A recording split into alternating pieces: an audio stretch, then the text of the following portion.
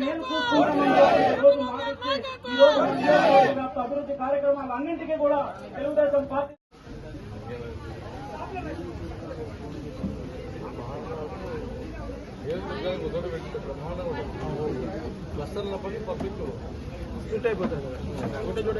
కృష్ణా జిల్లాలో ఉన్న అప్లాంట్స్ కి నీరు అందించే విధంగా పట్టిసీమ ప్రాజెక్ట్ ని రూపకల్పన చేస్తే ఇవాళ తెలుగుదేశం పార్టీ కార్యకర్తలకు అయితేనేమి తెలుగుదేశం పార్టీకి కానీ ఒక గొప్ప పండుగ ఇది. ఆ పండుగల కార్యక్రమంలో భాగంగా ప్రతి సంవత్సరం మనం రాష్ట్ర వ్యాప్తంగా అందరం ఒక చోటుకు చేర్చుకుని ఒక పండుగ వాతావరణంలో జరుపుకునే వాళ్ళం.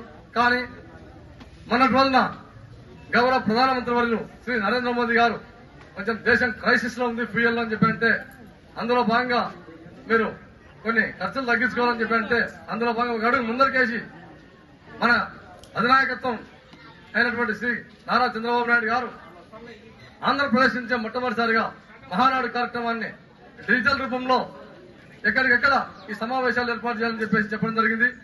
అందులో భాగంగా నిన్నటి రోజున మొదటి రోజున మహానాడు కార్యక్రమంలో భాగంగా దాదాపు 7.5 లక్షల మంది నిన్న డిజిటల్ కార్యక్రమంలో భాగంగా పాల్గొనడం జరిగింది. ఇది చాలా గర్వకారణం. ఎందుకంటే పోటీ సభ్యత్వం ఉన్నటువంటి తెలుగుదేశం పార్టీలో నిన్నటి రోజు ఒక్కరోజు 7.5 లక్షలు పాల్గొనాలంటే చాలా చాలా గర్వపడాలి మనము.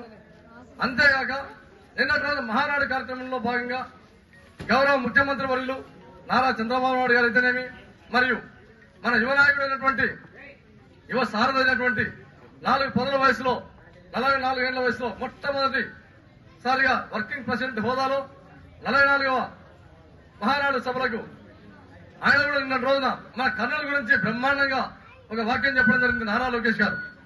మన కర్నూలుకు ఖచ్చితంగా ఏదైతే హైకోర్టు బెంచ్ మీకు హామీ ఇచ్చామో ఖచ్చితంగా ఇస్తామని చెప్పేసి నిన్న రోజున మనకు మహానాడు సాక్షిగా హామీ ఇవ్వడం జరిగింది. కావున మరొక్కసారి నేను కర్నూలు పార్లమెంట్ ప్రజలందరి తరఫున మా యువ నాయకుడు నారా లోకేష్ గారికి మరియు చంద్రబాబు నాయుడు గారికి కృతజ్ఞతలు తెలియజేస్తా ఉన్నాను. అంతేగాక మహిళలు కూడా మీరు ఒకసారి ఆలోచించాలా. గొప్ప మాట చెప్పారు నిన్న స్త్రీ శక్తి అని చెప్పేసి నిన్నటి రోజున ఎస్పెషల్లీ మహిళల కోసం గౌరవ ముఖ్యమంత్రి వర్యులు నారా చంద్రబాబు నాయుడు గారు అయితేనేమి నారా లోకేష్ గారు నిన్నటి రోజున స్త్రీలకు రాబోయే రోజుల్లో ఎందుకంటే మొన్నటి రోజున శీతాకాల సమావేశాల్లో కూడా మహిళా బిల్లు పార్లమెంట్ లో రోజుకోకపోతే రాబోయే ఎలక్షన్ లో ఏ రాష్ట్రం ఇచ్చినా సరే ఇవ్వకున్నా సరే కానీ మన ఆంధ్రప్రదేశ్ తరఫున 33% కూడా మహిళలకు ఇస్తా అని చెప్పేసి నిన్నటి రోజున ప్రకటించడం జరిగింది. అంటే చాలా చాలా గర్వకారణం ఇది. మహిళలంతా ఓసారి ఆలోచించాల్సిన అంశం. ఎందుకంటే రాబోయే రోజుల్లో మీరంతా బ్రహ్మాండంగా పదవులు వస్తాయి. మీకు 33% కూడా అంటే ఆశామాషి విషయం కాదు ఇది. ఎందుకంటే ఇప్పుడు పార్లమెంట్ సీట్లు 25 ఉన్నాయి మనకు రాష్ట్రంలో, 38 కాబోతున్నాయి. 38 అంటే దాదాపు 13 మంది మహిళలు వస్తారు. ఇప్పుడు మాకున్నటువంటి ఇప్పుడు 25 మందిలో బయలుదేరి శబరి గారు మాత్రం ఒక మహిళనే ఉండేది. మాకు 25 మంది ఎంపీలు దొరికిన మాకు అంటే మా 17 కూటమిలో వస్తాయి. రేపు రాబోయే రోజుల్లో మీకు 13 మంది మహిళలు వస్తారు పార్లమెంట్ కు. ఆ విధంగా ఆ దామాషా ప్రకారం మన రాష్ట్రంలో 175 ఎమ్మెల్యే సీట్లుంటే దాదాపు 90 సీట్లు పెరగబోతున్నాయి. అంటే దాదాపు 85 మంది మహిళలు ఖచ్చితంగా అసెంబ్లీలో కూర్చుంటారు.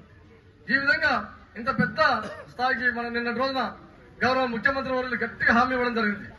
మహిళా బిల్లు వచ్చినా సరే రాకున్నా సరే నేను మాత్రం ఖచ్చితంగా 33% కూడా నేను అమలు చేస్తానని చెప్పేసి నిన్నటి రోజున గౌరవ ముఖ్యమంత్రి వర్యులు నారా లోకేష్ గారు చెప్పడం జరిగింది. కావున మీరంతా ఒకసారి ఆలోచించాలి.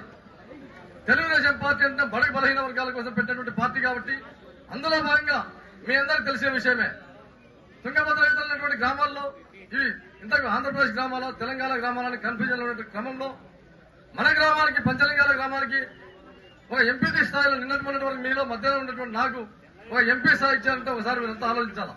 అంటే అది తెలుగుదేశం పార్టీ యొక్క గొప్పతనం అని చెప్పేసి మీకు ఈ సభాముఖంగా తెలియజేస్తా ఉన్నాను.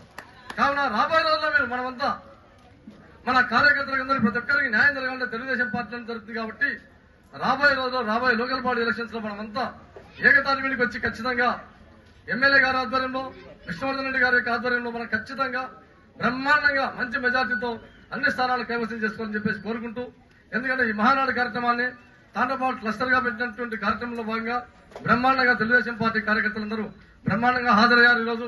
కాబట్టి ఈ వేడుకను ఘనంగా నిర్వహించుకొని మనం ఎటువంటి అవాంతరాలు లేకుండా ఈ సభను దిగ్విజయంగా పూర్తి చేయాలని చెప్పేసి కోరుకుంటూ సెలవు తీసుకుంటాం.